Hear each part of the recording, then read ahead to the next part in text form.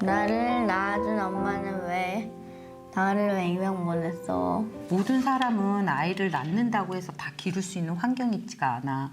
어떤 엄마는 되게 열심히 돈은 벌고 아이한테 물질적으로나 모든 걸 해줄 수 있도록 열심히 살지만 그걸 못 해주는 사람도 있고, 또 어떤 엄마는 너무 혼자라서. 근데 윤이 낳아주신 분이 그랬대. 진짜로 윤아. 주변에 가족이 없었대. 내가 이 아이를 출산은 했지만 잘 보호할 수 없기 때문에 새로운 가족을 만들어줘야 되겠다라고 생각했던 것 같아. 그래서 입양을 보내셨대. 그러면 나를 낳아준 엄마를 만날 수 있어? 윤희가 만나고 싶어? 진짜 안 만나고 싶어? 모르겠어. 윤희가 만나고 싶다고 그래도 엄마 아빠한테 미안한 거 아니야? 솔직히 얘기해도 돼. 아니야? 근데 있잖아, 윤아. 근데 엄마는 윤희랑 같이 만나고 싶기는 해. 왜 만나고 싶을까? 몰라. 고맙다고 그래야지. 감사합니다. 조윤희 엄마한테 주셔서 감사합니다 해야지. 엄마 사랑해요. 가정이 필요한 아이와 아이가 필요한 가정이 만나 가족이 되는 입양. 행복이라는 집에 축복이라는 아이가 더해진 가족을 지금 만나러 갑니다.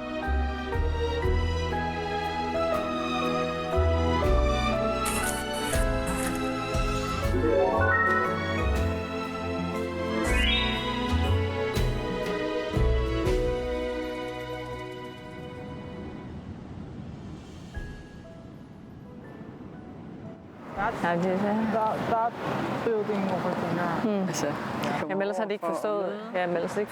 Så er der en, der siger, kom på Yang, du siger, børnehånden skal vi... My name is Lene Ulsun Yang. I'm born here in this area, and I've been at the Yangju orphanage here in Tongdusong. I was adopted to Denmark in 1970, and I was presumably born in 1968.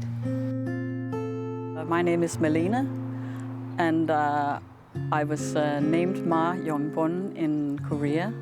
I was born in March 70, and after 2 days, I was placed at the Yangju baby home. 50여 년 전 기저귀도 떼지 못한 채 비행기로 13시간 거리의 먼 타국으로 보내진 이들. 엄마 품에서 떼어져 잠시 머물렀던 영화원은 서류상이지만 유일한 고향집이었습니다.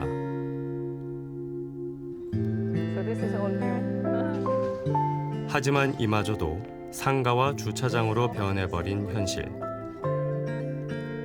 과거 모습과 비슷한 담장만 봐도 가슴이 떨립니다. This wall, it looks... Yeah, the wall. It could be. Yeah, so it looks similar. This one looks similar to this one, if you see. Buildings were just around. Yeah. 두 사람은 같은 영화원 출신, 덴마크 입양인이라는 정체성을 공유하며 50대 후반에 뿌리를 찾기 위한 여정을 함께하고 있습니다. This place is still there. But then I started having this feeling or longing for Korea and my Korean mother. So I went back to Korea in 2000, and I visited Tongdusong, and I was looking for the orphanage, and there was the orphanage was no more there. 2년 연속 한국을 방문해 영화원과 생모에 대한 단서를 찾고 있지만 남은 기록이 별로 없어 어려움을 겪고 있습니다. I don't know much about my adoption, which is a thing, so I have only very few papers. 아무튼 우리는 여기서 이제 그래서 여기가 다 그래서 이들에겐 남아있을지 모를 작은 흔적, 주민들의 기억 파편 하나하나가 매우 소중합니다. 그 주변의 집들도 그 We'll see what happens. Yeah. Okay. 안녕하세요. 안녕하세요. 2000년도 들면서 이제 시스템화 되면서 자료들이 좀 많이 있고 그 전에는 자료들이 별로 없고요. 없어진 시설들은 자료를 찾기가 참 어려울 것 같습니다. 결국 이들은 자치단체의 협조를 받아 같은 영화원 출신 입양인들과 지역 주민을 연결해 뿌리를 찾아보기로 했습니다. So we need to know more about our orphans. This is our starting point. 이 부분에 대해서는 저희가 조금만 관심을 갖고 노력을 하면 아직도 늦지 않았다고 생각을 해요. 왜냐하면 그 시대에 계신 분들이 여기 아직 많이 살고 계세요. 이들이 이렇게까지 애써 뿌리를 찾으려는 이유는 뭘까? But I would just like to look into their eyes and see, just like when I look at my kids, I see traits of me in them and of their father. Yeah, I would really like to find my parents or even some family. And I think, yeah, of course, I would like to know their story. But the important thing, I think, is just to reconnect. Sorry.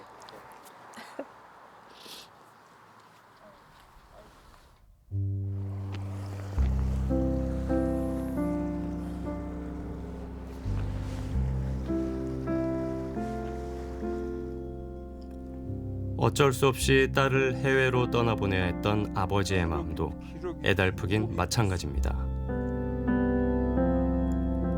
김봉훈 씨는 47년 전 19살 여자친구와의 사이에서 딸을 얻었지만 키울 형편이 못돼 입양을 결정했습니다. 1978년도 5, 6월 정도로 내 기억을 해요.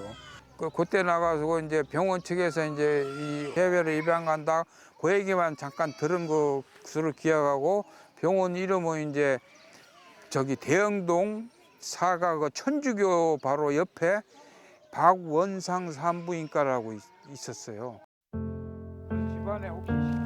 지난해부터 김 씨는 가슴 한편에 묻어뒀던 딸을 찾아 나섰습니다. 하지만 딸이 태어난 병원은 오래전 사라졌고 남은 기록도 찾기 힘든 상황. 텔레비전에 나온 입양 여성이 혹시 딸일까 싶어 DNA 검사도 해봤습니다. 그 30명 중에 여자 한 명이 꼭 내가 봐도 나하고 닮았어. 나이도 40대고 이제 그리고 78년도 낳았다고 버려졌다 그러고 그래서 이제 거기를 한번 이렇게 연결을 해갖고 그쪽 유전자 이렇게 보내고 해서 그래서 거기서 한 달 조금 넘어서 이제 연락이 왔더라고. 틀리다고 유전자가 틀리다고. 지금 그 따님을 꼭 찾고 싶으세요? 찾는 데까지는 이제 내가 죽을 때까지 찾고는 싶다는 얘기죠.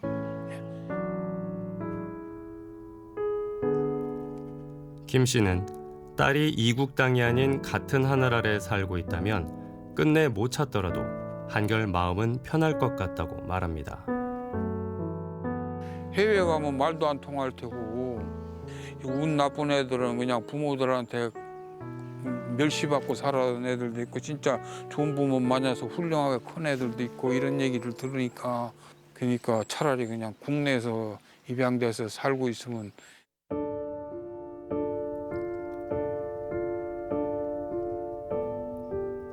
2000년대 들어 입양 정보는 비교적 잘 관리되고 있다지만 국내 입양과 달리 정체성 혼란과 인종차별 등에 취약한 해외 입양아의 현실은 여전하다는 분석이 나옵니다. 내 부모가 나를 버렸을 뿐만 아니라 내 국가도 나를 포기했다라는 이중의 아픔과 상실감이 아이들이 커갈수록 청소년기가 될수록 정체감이 형성될수록 이제 부딪힐 수밖에 없고 이제 인종 간 입양이 된다면 편견과 차별의 대상이 되기 쉬운데 물론 잘 적응하고 넘어가는 입양 아동들도 있지만 그렇지 않은 경우에는 이제 심각한 정신건강 문제나 뭐 자살률도 굉장히 높다라고 얘기하는 게 바로 이제 그런 어려움들 때문이 아닐까라고 이야기를 합니다. So I think that the hard thing with adoption is that it's like your ties with your culture and everything that what's well known in a sense is broken. So 그래서 국제사회는 아이를 위해 가능한 한 국내 입양을 권고합니다. 우리 정부도 오래전부터 국내 입양 활성화를 표방하긴 했지만 2006년까지만 해도 해외 입양이 국내 입양보다 훨씬 많았습니다.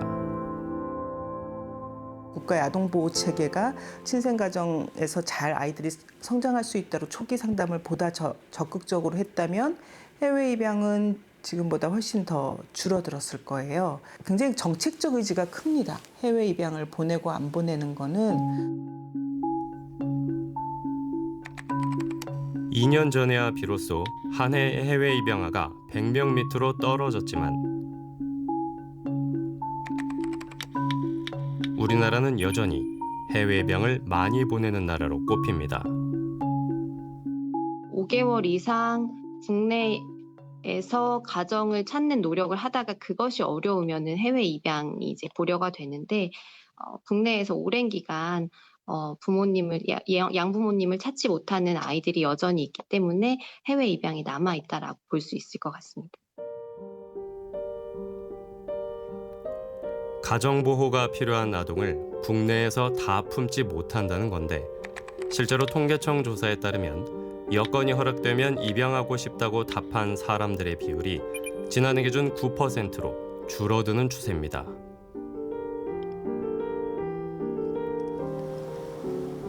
친자 여부, 사회적 편견 등 부정적 인식이 입양을 꺼리게 만드는 걸림돌로 꼽혔습니다. 입양에 대한 편견이 우리나라의 생각보다 많습니다. 왜냐하면 우리나라는 가족이라 한다 그러면 일단 혈연 중심이거든요. 입양하면 일단 남이 핏줄 이제 이런 생각을 갖고 있어서 근데 부부는 혈연이 아니잖아요. 남남이잖아요.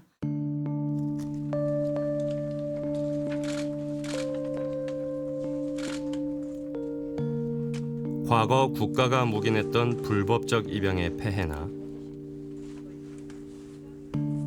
어쩌다 터져나오는 입양아 학대 사건도 대중의 뇌리에 부정적 편견을 커지게 했습니다. 어떤 학대나 아니면 안타까운 일로 좀 사망이나 이런 사건들이 일어난 것을 조금 시각을 좀 달리 봤으면 좋겠다. 근데 그런 어떤 사건들은 대부분 이게 입양 때문에 생긴 게 아니거든요. 국내 입양 활성화를 위한 제도적인 변화는 이미 시작됐습니다.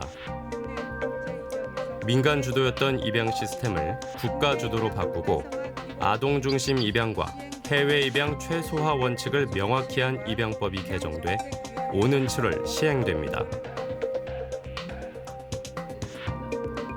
이제 과제는 국내 입양의 걸림돌인 사회적 인식을 개선하는 겁니다. 이러한 공적 입양 체계를 통해서 보다 아동의 이익을 가장 우선으로 한 입양이 가능할 것으로 기대하고 있습니다. 방어가 완벽했다. 집으로 가자. 와. 6, 1. 잠깐만. 새 아이의 엄마 전성신 씨. 12년 전 막내 별이를 입양했습니다. 그 당시 별이는 사실 생후 2개월이 채 안 된 굉장히 갓난 아기였어요. 그 접견실에 이제 복지사 선생님께서 아이를 데리고 오셨는데 아이를 딱 보자마자 너무 예쁘고 정말 이 아이다 이런 느낌이 사실 보자마자 들었었거든요. 다복한 가정을 바랬던 부부지만 처음부터 입양에 선뜻 마음을 연 건 아니었습니다. 제가 입양 부모가 되기 전에는 아마 편견이 많이 있었던 것 같아요. 어쨌든 직접 육아를 해보고 나니까 이 아이를 얻는 방법이 출산이냐 입양이냐 이게 달랐지 그 시작 때문에 키워지는 과정이 달라지는 것은 아니다. 갔다 와. 올해 중학교에 입학한 별이는 테니스 선수의 길을 가고 있습니다.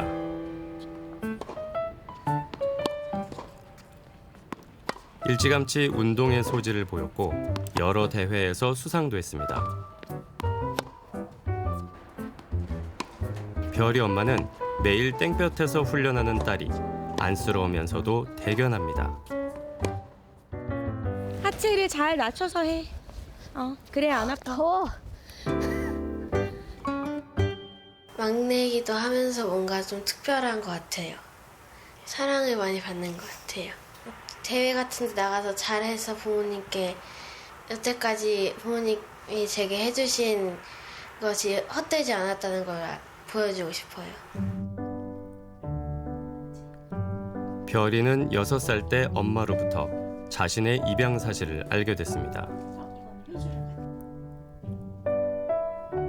마음으로 낳은 딸 별이는 그 사실을 스스럼 없이 받아들였고 엄마의 바람대로 당당한 아이로 성장했습니다. 처음에는 제가 친구들한테 알려줬는데 친구들도 이제 이해를 다 하더라고, 입양이라는 단어를. 그러니까 그런 거 보면 저도 기분이 뿌듯했고 그 친구들도 입양이라는 것을 알게 됐으니까 다행이라고 생각했어요. 입양이 뭐라고 생각하세요? 입양은 출산하지 않고도 가족이 되는 또 하나의 방법인 것 같아요.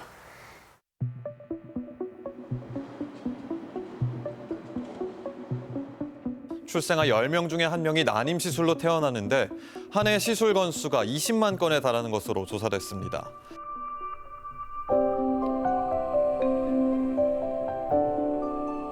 난임으로 고통받다 입양을 택한 예인이네 가족. 늦은 나이에 결혼을 하다 보니까 이제 사실 허니문 베이비가 찾아왔었는데 7주 만에 먼저 하늘나라 보냈거든요. 이제 그리고 시험관 시술도 여러 번 했는데 아이가 잘 찾아오지 않아서 어떻게 할까 이제 남편하고 고민을 하다가 이제 입양을 하게 됐죠. 가자 하는데 첫날 돌도 안 지났던 예인이는 이들 부부를 만나 가족이 됐습니다. 결정을 하고 나니까 그 결정한 순간부터 내 아이가 되더라고요. 마음속에. 신기했어요. 그 경험이 너무 신비로운데 이 아이가 시설에서 지내고 있다는 게 너무 속상한 거예요. 보현 씨 부부는 예인이를 기쁘게 맞이하면서도 사회적 편견 때문에 딸이 상처 입지 않을까 걱정도 했습니다. 저희를 보는 사람들의 선입견 때문에 저 약간 두려움이 있었죠. 아닌 말로 머리 검은 짐승은 거두는 게 아니다. 그런 얘기도 그 전에 이제 어떻게든 들었던 말들이라서 우리 아이가 그런 얘기를 들으면 어떻게 될까 막 그게 되게 조심스러웠어요. 안녕. 예인이는? 아 그래 예인아. 가자. 안녕히 계세요. 인사하자 예인아. 알았지? 새해 꼭 안녕히 계세요 해야지. 여기 하얀 거 말자. 그래.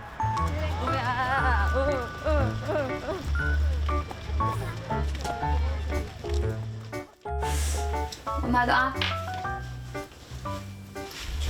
축하할까 좋지만 얘나 오늘 엄마 화장한 거 어때? 장난꾸러기 딸과 친구 같은 엄마. 그리고 딸 바보 아빠까지. 아 깜짝이야 아빠 여기 뭐가 달려있어. 안녕하세요.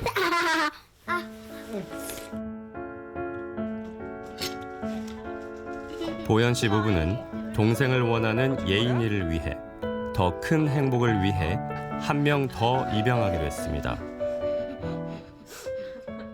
입양을 한다 그러면 대단하시다. 정말 훌륭하십니다. 멋지십니다라고 말을 하는데 사실은요. 그게 저희가 칭찬받을 그런 일이 아니라 저희에게 좋은 일이더라고요. 네, 아이의 세상도 바뀌지만 부모의 세상도 바뀌고요. 정말 행복과 이거 정말 커다란 축복인 것 같아요.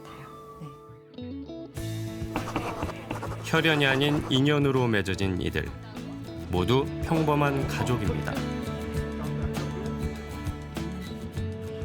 하나 둘 셋. We are family.